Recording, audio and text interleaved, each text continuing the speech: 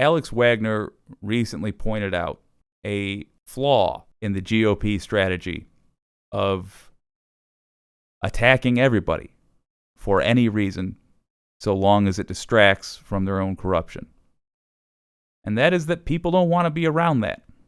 Institutions don't want to be around that. Businesses have trouble making money in that environment.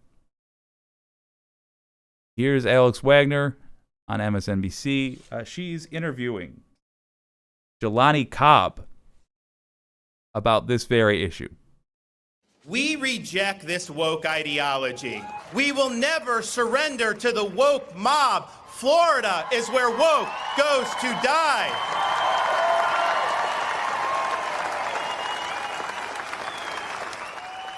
A few minutes ago, we were talking about states that are newly controlled by Democrats and how their agendas differ starkly from the agendas in states controlled by Republicans.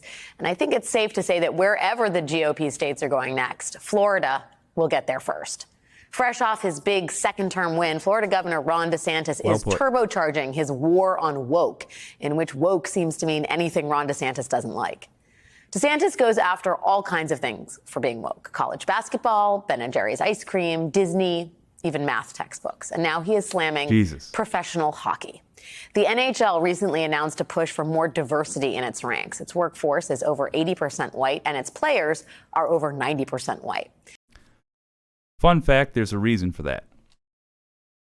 As we discover with most of America's problems, it's racism worn over the worse issue, which is economic disparities. The racism is there to cover for the economic disparities. If you are a white kid, it's not guaranteed that you're wealthy, but you're more likely to be from a wealthy family than if you are a black kid.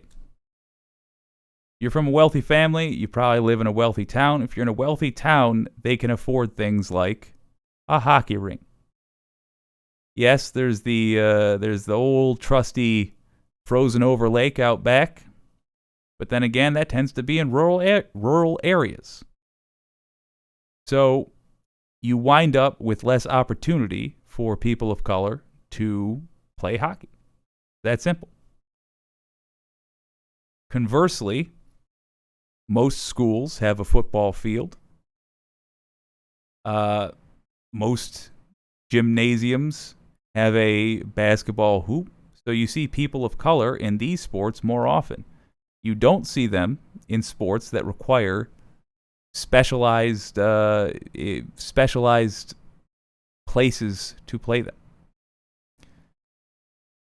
But when they announced a jobs fair in Florida, DeSantis' office called it discrimination for the NHL to specifically invite applicants from underrepresented backgrounds. The NHL folded and removed the job fair posting. So congratulations if you had keeping hockey white on your bingo card of Ron DeSantis' second-term priorities. But it is Florida's schools and universities that its governor is really trying to refashion an anti-woke image. DeSantis has just packed the board of Florida's most progressive public college with hand-picked allies. He's aiming to turn New College into a conservative Christian school. I got to tell you, in the best case scenario, where not only is Donald Trump arrested, but everybody that helped him is arrested, and that turns out to somehow include DeSantis, even though I think that guy is shady enough and used enough to living a shady life that he probably kept his hands clean on that one. But in the best case scenario where that happens, this is still going to outlive it. These appointments are going to last years and years and years, and Florida's educational system will be degraded by the decisions these people will make. All of them will be terrible. These new board members include Chris Rufo, who's orchestrated the right-wing attack on critical race theory. And Rufo is straightforward about his goals. Quote, "We have successfully frozen their brand, critical race theory, into the public conversation and are steadily driving up negative perceptions." Okay, so he's just going to say the quiet part out loud. That seems to be the norm now, just saying the quiet part out loud. We got to handle it quick, because that's what happens right before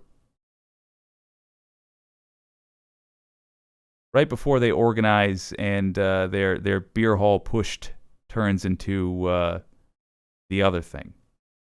We will eventually turn it toxic as we put all of the various cultural insanities under that brand category.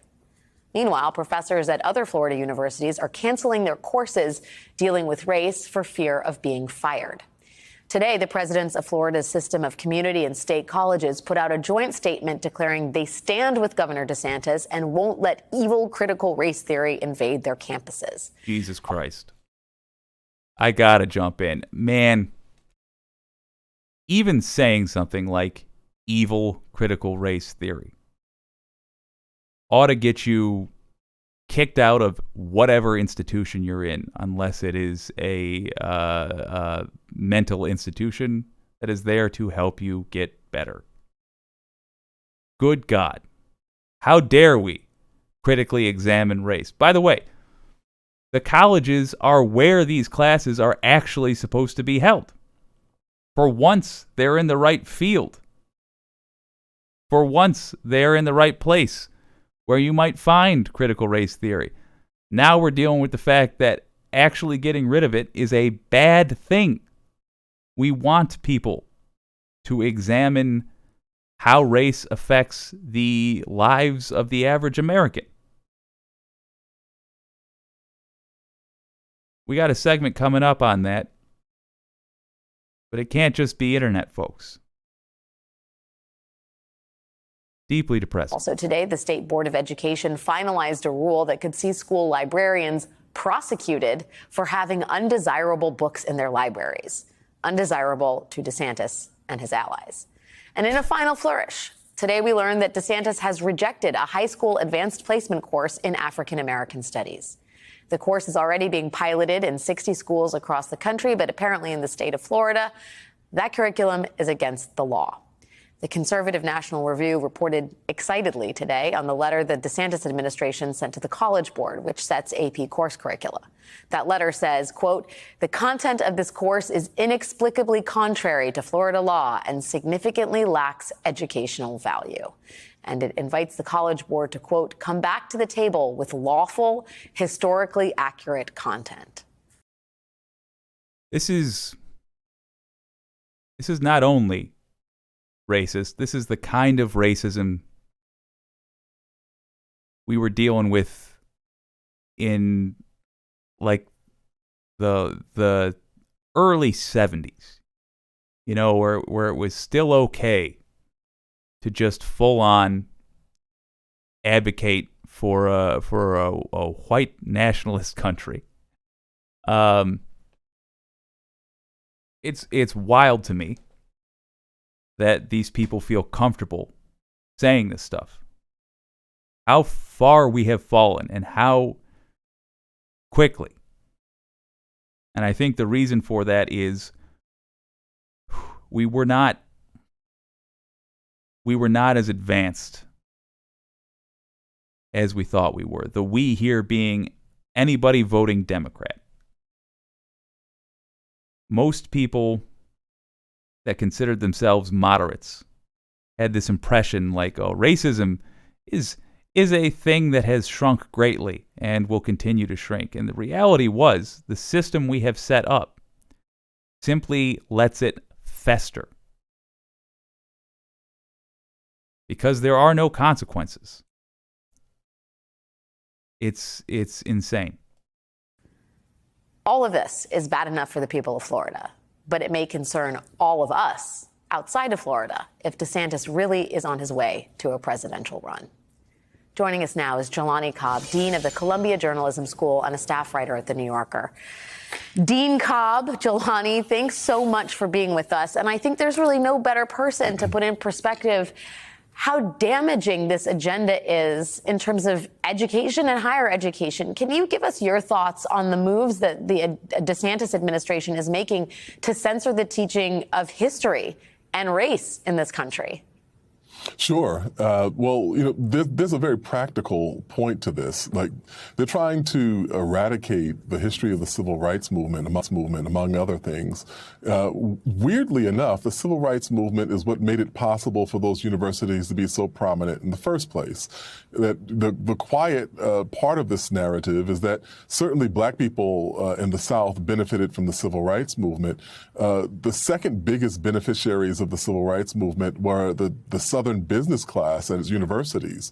It's chambers of commerce that were hoping to modernize the South, which was viewed as an economic and intellectual backwater by much of the country. And so in this march backward to make this heavy-handed diktat about what can be taught and what can't be taught, you're literally pushing these institutions back into the past. I want to comment there. Think of a stereotypical dumb American.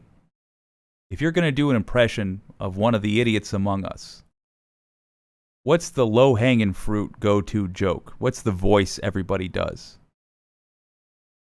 I try not to. I've done it on this stream. Okay, not this one today, but I've done it in the show, which has only existed for about a month. It's the Southern accent. A big, corny, foghorn, leghorn sounding thing. You shouldn't do that, first of all, because even though this is not currently a very sympathetic group when taken as a whole, it's functionally no different than any other, racist caricature that you could do. But they're shooting themselves in the foot with this behavior. The they here being the politicians. If they had any interest in the well-being of their people, that should alarm them. That when people think of ignorant American, that's the voice they do. Thank God that the internet exists, and we can see plenty of examples that are contrary to that perception. But yeah, part of that is the fact that no university wants to be associated with all of this nonsense and have Ron DeSantis shoving people who are anti-education onto their boards. They don't want to deal with that. It has effects well beyond the tenure of the politicians that are allowed to put this in. To the point that, to this day, when people do make fun of dumb Americans, they do that voice.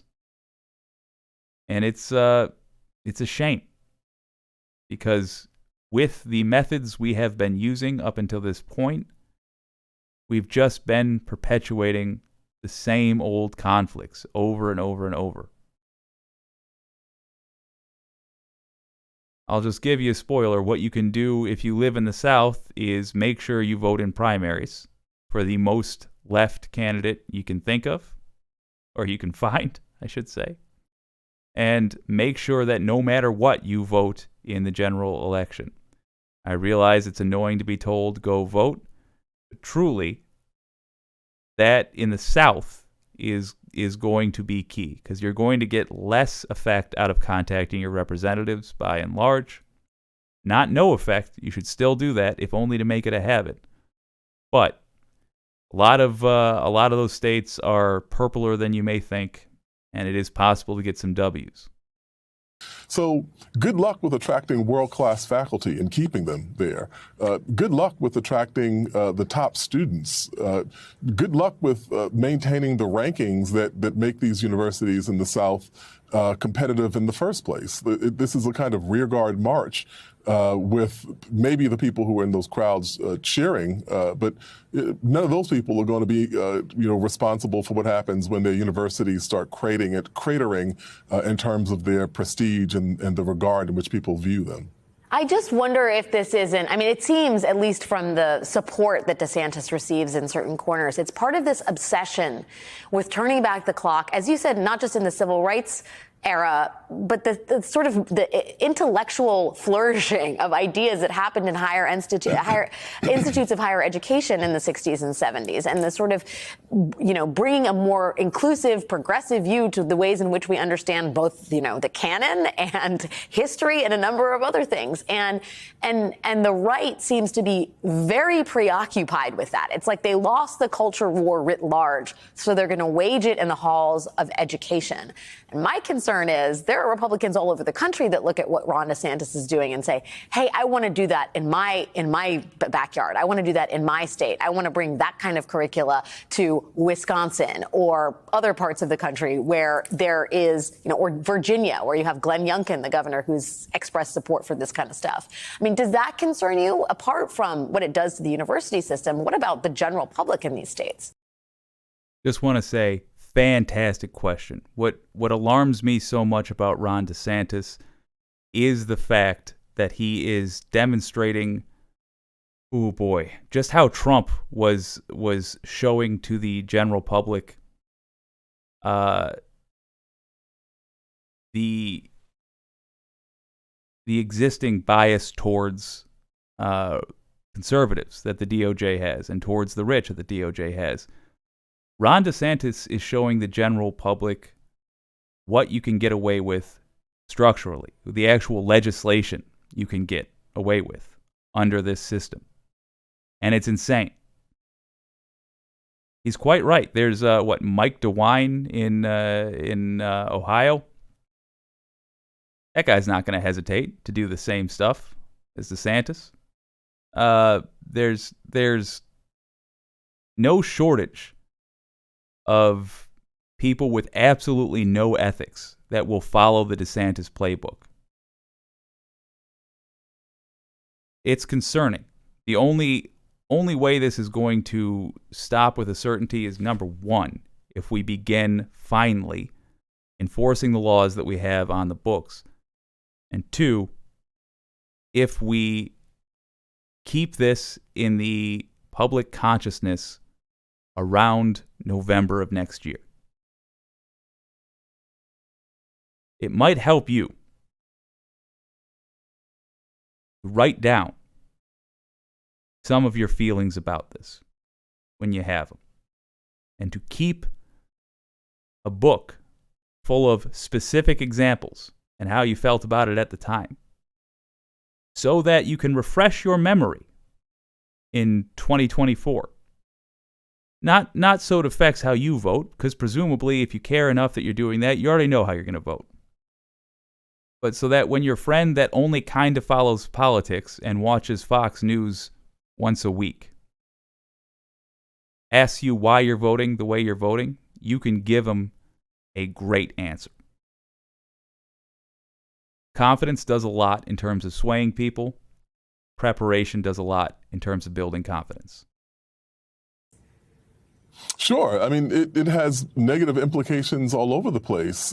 And one of the bizarre ironies of this situation is that when Ron DeSantis, in denouncing the AP course, he used the language of saying that this was discriminatory, that studying these subjects would be discriminatory, implicitly discriminatory against white people.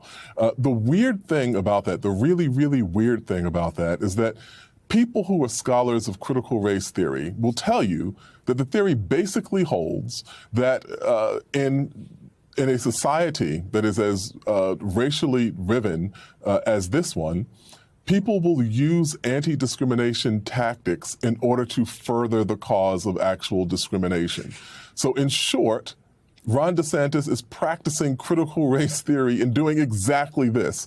He's validating the theory in these actions. But the implications of this are all over the place. And the last thing that I think that's really important to note is that the kind of protections that we have and the academic freedoms that we have in this country are overwhelmingly a product of what happened during the Cold War and the McCarthy era.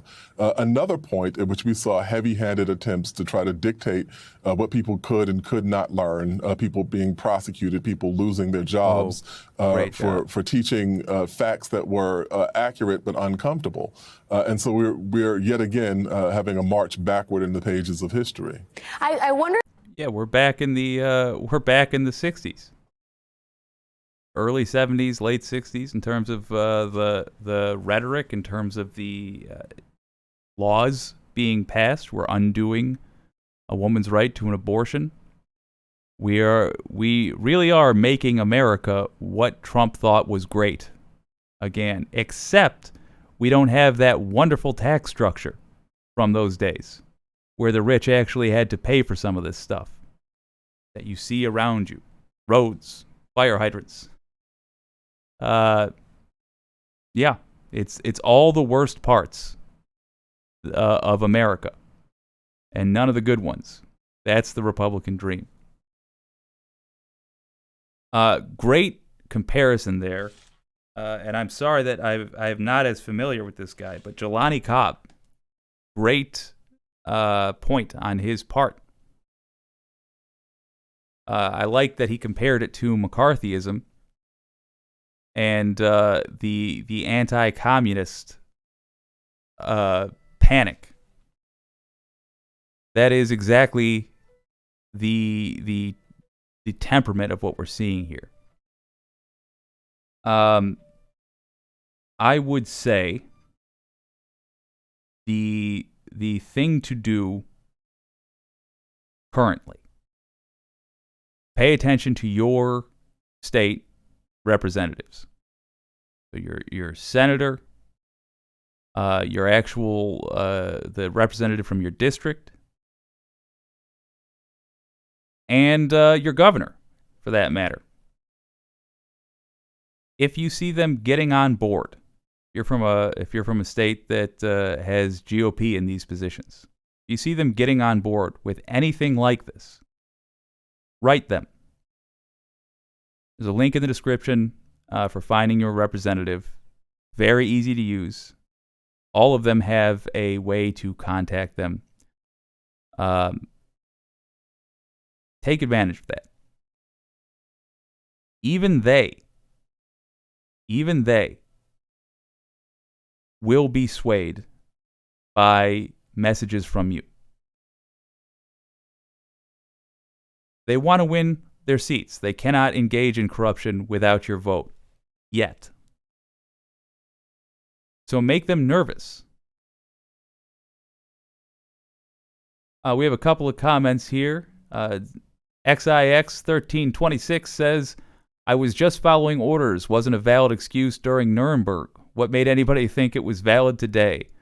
Donald Trump and the lack of accountability that has been shown to him. Don't forget, by January 6th, he had already had the Mueller report come out, wherein Mueller said it was perfectly conceivable that he could be arrested as soon as he left office. But Department of Justice policy, not a law, policy, prohibited him from taking any real steps. So, once again, all of Trump's fans saw only two things. One, a person saying Trump did something really bad. Two, no consequences being applied. So they were told the rules don't apply to you. They don't apply to this team. I put a link in the description to an old video of mine. Old being a relative term here. The hair was stubble as opposed to the glorious balding eagle you currently see. And it's about morality. And it delves into the different kinds of morality that that the political factions in our country tend to skew towards. And it's very useful in terms of understanding what makes them tick, what makes them see something as good or bad. You're ever wondering why we can live in the same country, going through the same things, and come to totally different conclusions about what's going on? Look at that video. It's called Are You a Moral Person? To sum up the GOP standpoint, you are looking at a group of people, particularly the MAGA section, that only view morality in terms of personal consequence. So when they see a politician get accused of something and there's no consequence for them, they simply think that thing they did must not have been wrong, or they must not have done that thing because there weren't any consequences. It's why I harp so often on putting pressure on the Department of Justice, and specifically Merrick Garland, to do his mother effing job. Because those are the people that are right now getting converted into extremists more every day. The attacks are ramping up. They're going to keep doing that until some consequences are seen. So why did they think it was valid? Because they didn't see any of the people giving them orders get into trouble for anything before they got those orders. And she's shocked now, this woman, that she got into trouble. She thought she was part of the group that doesn't really get punished. Problem is, she's been tricked. She thought she was in their group. She's not. The reason she's not rich. New information says we must learn to recognize Mother Earth as a common organ shared by all life on her. If we do this, we all win. Well, you know what? Agreed. Wishful thinking is healthy when for a common good we all are family. Agreed with a caveat. Wishful thinking is healthy when combined with actual action. Too often, Democrats specifically, and I'm talking about, it's a big tent, all of us, I am just as guilty as everyone else, assume that things will get better because that's sort of the upward trend of history. Technology will always improve, and people will become kinder, and yada, yada, yada. Wishful thinking. And you're right, it is healthy.